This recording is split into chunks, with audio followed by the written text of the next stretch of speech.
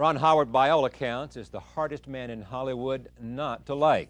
As a child and teenage actor, he starred in two of the enduring TV sitcoms in television history, The Andy Griffith Show and Happy Days. But Howard always wanted to direct. In Night Shift, he introduced us to Michael Keaton. In Splash, he cast Tom Hanks and John Candy. Parenthood with Stephen Martin solidified Howard as one of the top directors in the business.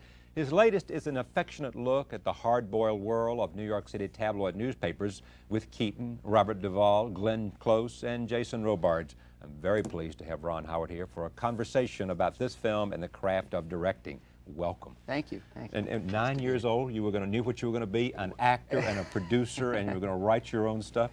A couple of years later, Precocious there you were, Mr. Howard. Well, you know, I grew up in that environment, and I absolutely loved what I saw. It didn't take me long to see that the director was the person who kind of got to, you know, stick his nose into everything, and that looked like fun to me. So early on, even when you were Opie, right, you had some sense. Oh yeah. Of wanting to learn about the business behind the scenes in order to direct. We had a director on the show named Bob Sweeney. Yeah. And he'd been had a long career as a character actor, and then he'd become a director later in his life. And so he always talked about acting and directing, the two together. And I think that in a lot of ways sort of inspired me. Later, the guy who directed all the Happy Days episodes, this fellow Jerry Paris, yeah. Great, funny man, brilliant, would always talk about that. So to me, it seemed like kind of a logical progression. But even then, I mean, to become the director you've become, you were listening and thinking and talking and asking questions. I mean, it seems to me that when I read about you, what is a part of your essence is a curiosity. Well, I mean, I think that's what's great about the job. I'm not a very adventuresome person by nature, but the job forces me into a lot of situations where I can learn a lot and see a lot. But that environment on the Andy Griffith Show was very collaborative, and the actors were invited to stay and sit around at story sessions and speak their mind. And even as a child, I was allowed to be in on those meetings. And so as a literally 7, 8, 9-year-old kid, I was in a position of occasionally being able to throw out a suggestion or two. Any, though, creative impulses that are not satisfied by directing, so that even now, occasionally you say, boy, I'd like to go back and play at least a cameo role, at least something that comes along? Once in a while. I'll tell you, there are a few times when acting looks pretty good to me. When we're behind schedule way over and budget, the rain clouds are coming over the hill, and I see the actors like getting under the umbrellas and heading to the trailer, acting looks pretty good to me then. Also, when I do a movie that is really an actor's movie, like The Paper, you see all these good actors going at it, having a ball. I know what that feels like, and that's a lot of fun. But I had a great time directing that picture too. How crucial is a director's work to a maximum performance by an actor? You know, there are so many ways to skin the cat on that one. I mean, first of all, William Wyler was quoted, I believe, as saying that 90% of directing is working on the script, getting a good cast, and then knowing how to stay the hell out of the way once you've got those two things in place. And I think you can definitely over-direct. And there are some directors who don't deal with the actors that much, but they're very meticulous in their casting, and their actors always give marvelous performances. So, you know, there are so many ways to approach the job. That's one of the fascinating things. And you approach each actor, I assume, with different. You know the buttons to push, well, or not to push, in order to maximize the performance of a particular actor. You try. You know, I mean, like a coach or any kind of motivator. You try to get a sense of the people that you're working with and what they're going to respond to or not respond to. And that's where my experience as an actor really does come in handy, because I've acted in scenes with so many different types, people who work in so many different styles. So here comes an actor who says, listen, I'm motivated, I know the way this character ought to play this scene. Right. And it's not what's in your mind. Right, and it's not what's on the script. Uh-huh. What do you do? Well, it happens. It happens. Usually at that point, I'd want to see the person play it through. His way. His or way. Her way. His right. or her way. Let me see what they're talking about. Right. Sometimes what they're articulating may be a little bit more extreme than what they're actually executing. They may not be quite as, they may be further off in theory than they are in practical sense. In that case, if that is the case, then I say nothing, because I really believe that if actors are working on an idea that they understand, that they believe in, that they're going to do better work than if they're trying to somehow execute somebody else's idea. But if in fact they're taking the scene off in some direction that really isn't working, then I would go in and probably over a period of a few takes, maybe 5 or 6 takes, start to shift it. Start to shift it and say, well, here's, but for the scene to work, I would always go back to the scene.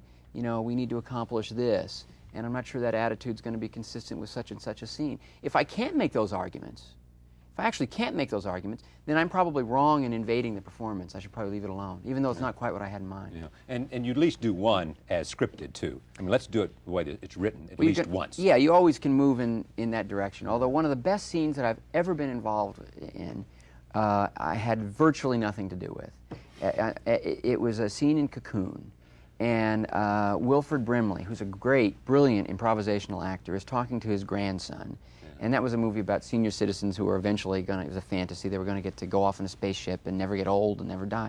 And this is basically the conversation he's having with his grandson, a goodbye scene. Nicely written. Wilford Brimley, kind of a crusty character, came up to me and said, we could shoot that scene in about 15 minutes. But why don't you just let me talk to the boy? And so I took it to mean that he wanted to improvise it a little bit. And I laid down exactly the ground rule you're talking about. I said, well, Wilford, that'd be all right, but I just as long as you're okay with my ultimately saying, let's do the scene, let's have one as scripted. Yeah. He said, okay. We went out, got a couple of different cameras set up, and just let him go. We did 3 or 4 takes, absolutely mesmerizing, and never got anywhere near the script, and nor did I have any desire to. That reminds me, even though it's not exactly the same point, Gore Vidal in Bob Roberts, the film, with Tim Robbins, and Robbins sat there and sort of crouched behind, and Gore Vidal just started talking, playing the role of a crusty old senator he was about great to lose. And it was wonderful, and it was all ad-lib. It was a little bit like what Brimley did there. Well, on a much smaller scale, I've learned over the last few films, it's been kind of recent, to do more of that kind of work. Not so much with the lead actors, because you work the script, you want it to play well, you'd like to get it down on paper. Then if the improvisation could take it to another level, great. But I did a movie a couple of years ago called Backdraft, which is about firefighters. Right. I found it to be a huge advantage to have a bunch of firefighters come and be in the movie, play small parts, be extras, things like that. They could tell you when you were missing the mark. When you needed an improv line, a tossed-in line, it was accurate, and it meant a lot to the actors to be hanging around with the real firefighters. On this movie, which was a movie about journalism, the paper, we did the same thing. Wound up having a lot of journalists involved, and then in a later sequence, there's a medical crisis, and so we had our technical advisors come in and start talking through the scene. Finally, I just said, look, you two fellas, it was an OB and an anesthesiologist, just do it. Just do the scene. We're just going to shoot you guys. Forget a script. Don't worry about writing anything down. Let me just see what you do. And we wound up getting a pretty extraordinary sequence that way. How many of those people, real-life journalists, publishers, owners, columnists, broadcasters, have been thinking that as they did their role, that they're going to end up with a nice piece in this film and ended up on the cutting room floor? a few wound up on the cutting room floor, I will say, and I had to send off little notes of apology. Thanks for helping us out, but not unlike Kevin Costner in his first couple of roles, he landed on the editing room floor. Was Kevin Costner was in Big Chill, wasn't it? Big Chill, and all that was left was a shot of his wrist and one insert of his wrist. Where did the idea for the paper come from? The screenwriters, 2 brothers, David Koepp, who's a screenwriter by trade, and Stephen Koepp, who's a Nation editor at Time magazine, decided they'd work on a script together and they'd do it about New York tabloid journalism. And I heard about it when they were just about to wrap up the first draft. Did David write Jurassic Park? Yeah, he wrote the screenplay for Jurassic Park, also Carlito's Way. Right. Very strong screenwriter. I heard about it, And actually, I was in a meeting with him, and he was asking me a lot of questions about the movie Parenthood, and because he said he was doing a project that was multiple character, multiple storyline kind of a piece, not unlike Parenthood, and he'd seen the movie a few times and read the script, and we were talking about the problems of that kind of structure. And I said, well, what's it about? He said, well, it's 24 hours in a New York City newspaper. Yeah.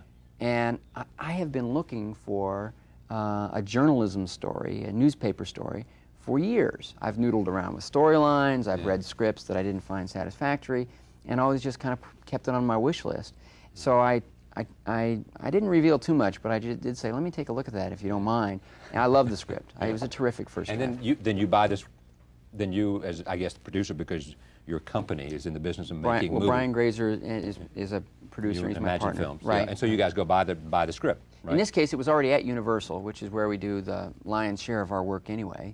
And so the studio said, great. It's just, now, between that day and the beginning of photography, when you're here in New York shooting, right. How long? Well, quick, because it was such a strong first draft. That happened sort of late February, and we were shooting July 15th.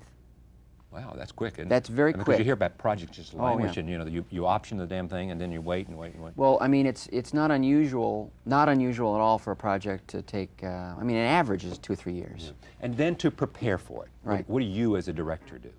Well, in this case, I got to have some fun because my job became to go and hang around newspaper offices, newsrooms, and I'd been a co-editor of my high school paper, and so for me it was kind of like fantasy camp.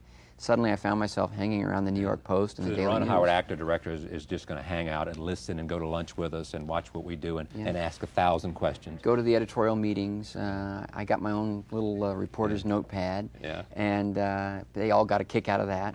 But I picked up an awful lot, and I found the movie started to get a lot funnier, actually. Yeah. I mean, it was because always you a realized comedy the characters drama. in journalism were funny. Or They were smart and funny, and kind of in a sort of a wiseacre kind of a way, and in a cynical way, and that was consistent with the tone that they'd written. But I just realized that we could push it further and still be in keeping. Yeah. And this is one 24-hour period in the life of a newspaper. Yeah. What would you want to capture about this business of a daily newspaper, and in this case, a tabloid? Well, it's really the energy, the passion, the sense that it's involved in all the sort of all those, but the pressure. Yeah. See, to me, I really love that it's a newspaper story and a behind-the-scenes look at the headline business and all that, and I found that fascinating. But as a storyteller, wanting to make this is a Hollywood movie, I wanted to reach a lot of people and speak to a lot of people.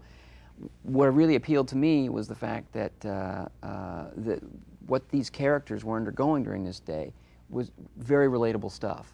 That the pressure that they were feeling, while heightened because of the immediacy of that deadline, which is a great thing for a movie, but that the stories, the problems that they were coping with during this 24 hours were issues that we all face one way or another, particularly if you're in any kind of a competitive job environment. So I thought we had two things going for us. How is my job affecting my family's life? Yeah. How has it affected in the competing past? with my opponents and people who are my Right. colleagues, but at the same time we're all looking for the next prize, the next promotion, the next best story. Where do you, where do you draw the line? Where do you compromise? Where do you not? Have I compromised too much during the course of my life? Not enough? Yeah. So the script dealt with all these things comedically, which I think is a great way to address a lot of issues. So the movie never becomes too dark or chiding or anything, but I think it does, in fact, speak to those issues. And for you, in terms of the things you've been done recently, it's a turn to character type. It's a real...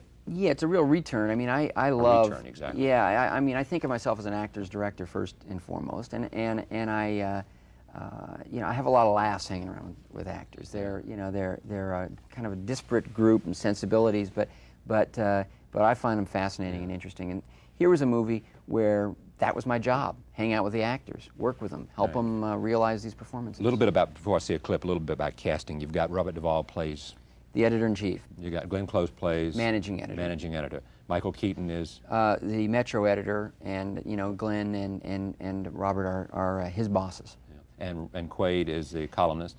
Columnist Marissa Tomei is married to Michael Keaton and has also been a reporter, and she's just taken maternity leave.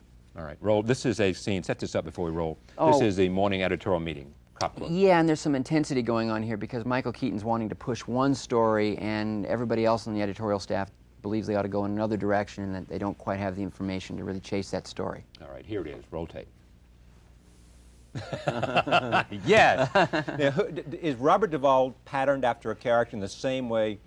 You know, and it wasn't patterned after it was a real-life character because it was not fiction, it was non-fiction. Right, right. Jason Robards played Ben Bradley. Is there a character who you've got Duvall I modeling think the Koepp brothers bumped into a couple of guys, Yeah. and heard a lot of stories about legendary editors, and concocted the Duvall character. People like Jerry Nachman, who used to be at the New York Post. I know they talked to Jerry Nachman, and talked about a number of other guys, and we were able to do a lot of.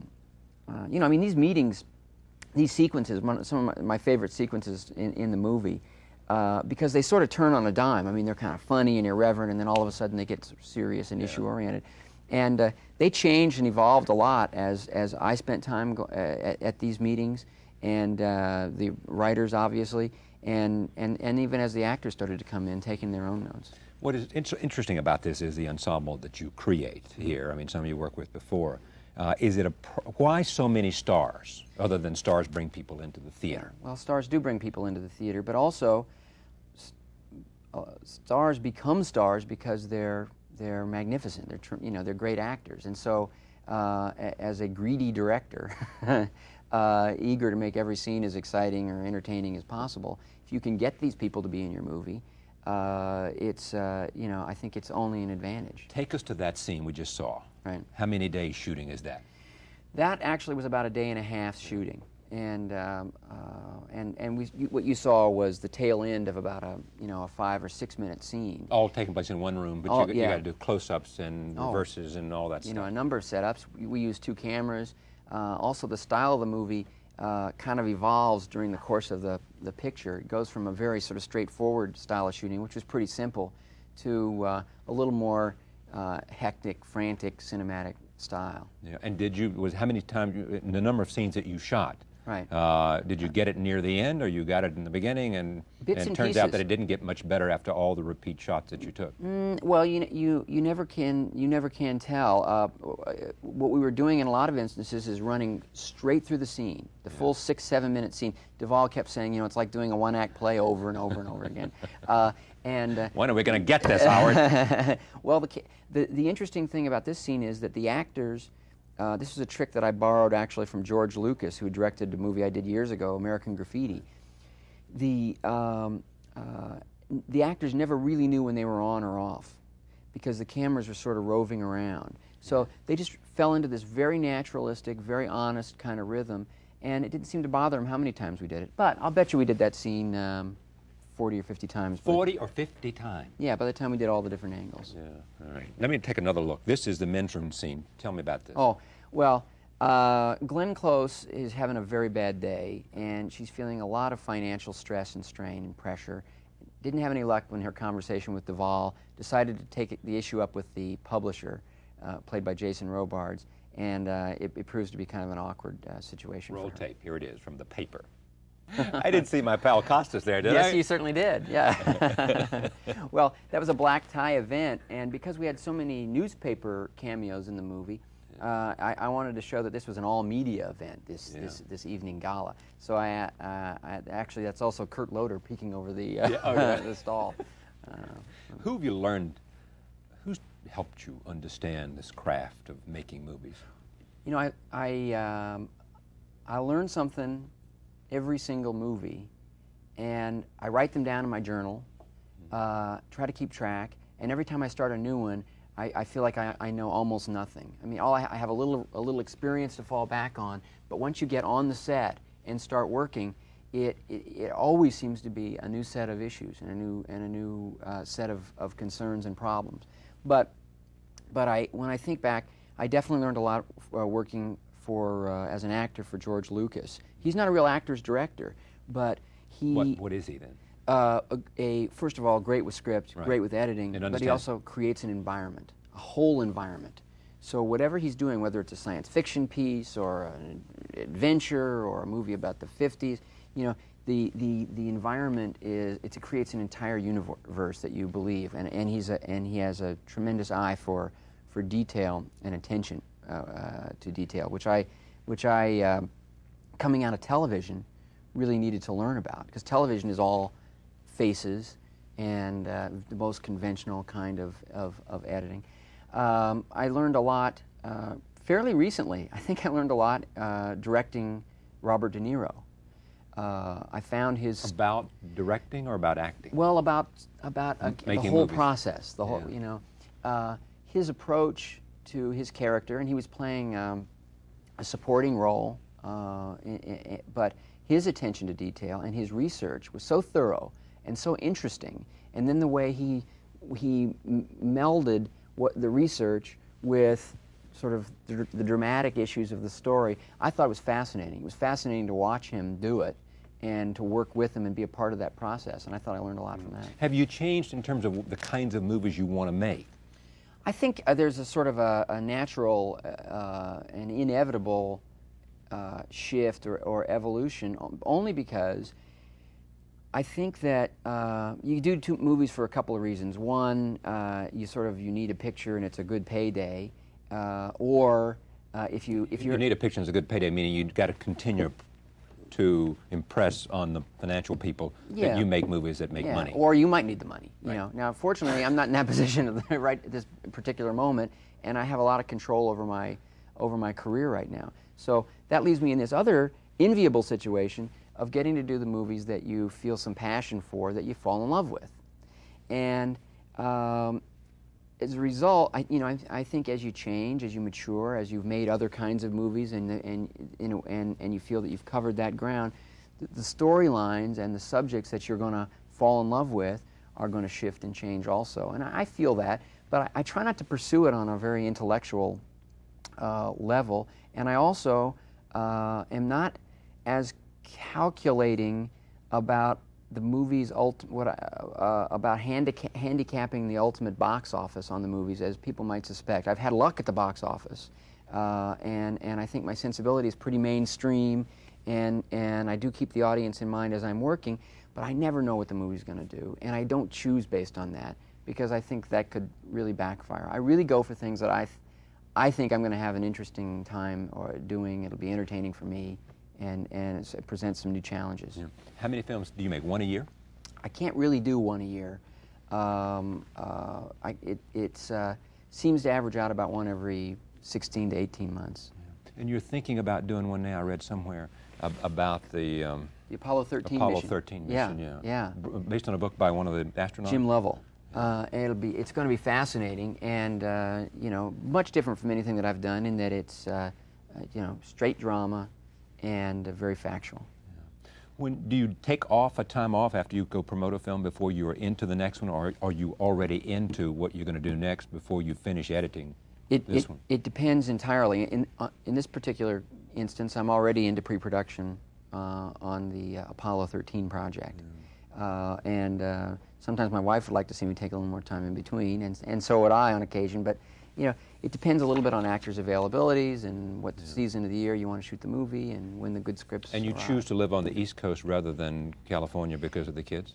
Yeah, it's also, I just always wanted to try living someplace else, and I found that I really enjoyed it. Although, we as a family and me as an individual wind up spending a lot of time in LA still. Great to have you. Thank you very much. Yeah, nice Really talking to you. enjoyed it. Thanks. Ron Howard, the film is called The Paper, opening soon. Yes. Across America. We thank you for joining us this evening. Look forward to seeing you next time. See you then.